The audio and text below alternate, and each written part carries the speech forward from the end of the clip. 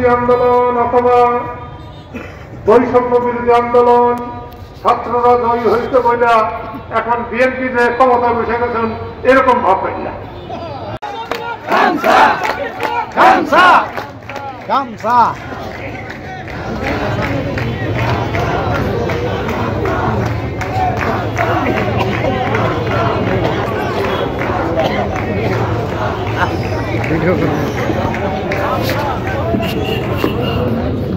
Video করে গেলাম খেলা দিল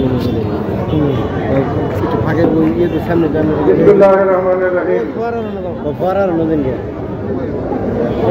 তালতলায় কৃষক শ্রমিক জনতা লীগ কর্তৃক আয়োজিত আজকের এই সভার সভাপতি, এই সভায় উপস্থিত ভাই ও বন্ধুরা, নৌকালাকে অত্যাচার করতে যাবে না, আওয়ামী লীগ করা কোনো দোষের না।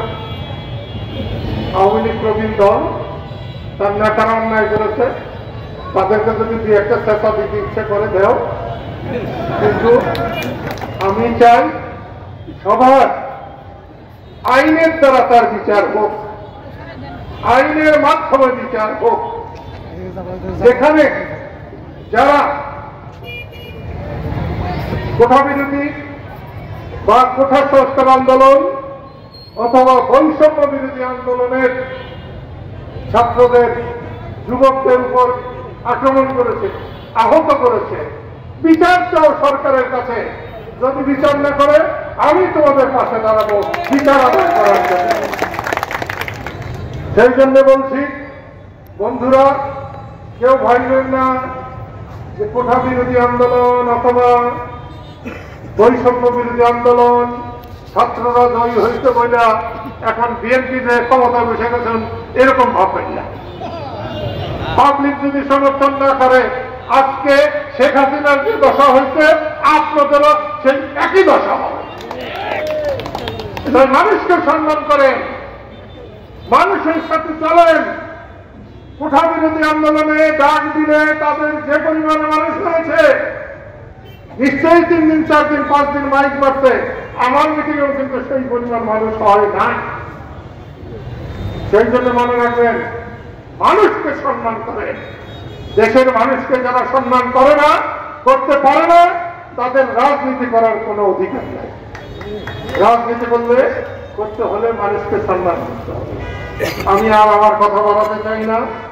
আমি কৃষক শ্রমিক জনতা লীগ যারা করে তাদেরও বলছি, যারা রাজনীতি করে তাদের বলছি, মানুষকে সম্মান দেখান। দেশটা মানুষের, দেশটা আওয়ামী লীগের না, দেশটা বিএনপির না, দেশটা জামাতের না, দেশটা 14 দলের না, 18 কোটি মানুষের দেশ। সেই 18 কোটি মানুষকে সম্মান করতে হবে। যতক্ষণ আমরা 18 কোটি মানুষকে সম্মান করতে না পারবো, যতক্ষণ আমরা ভূখে থাকা মানুষকে সম্মান করতে না পারবো, যতক্ষণ ভ্যানগাড়িওয়ালা, রিক্সাওয়ালা, কাজের লোককে সম্মান করতে না পারবো, ততক্ষণ পর্যন্ত আমাদের রাজনীতি সফল হবে না, দেশের শান্তি আসবে না। সেই জন্য সবাইকে আমি অনুরোধ করবো, দেশের শান্তি আনার জন্য মানুষকে সম্মান করা শিখুন। দুঃখী দরিদ্র মানুষকে সমান করে স্থান দেন। এটাই হবে কৃষক শ্রমিক জনতা লীগের মুখ্য উদ্দেশ্য এবং আদর্শ। আল্লাহ সবাইকে তার সহায়তা রাখুন। এই কথা বলে আমি আমার কথা শেষ করছি। খোদা হাফেজ।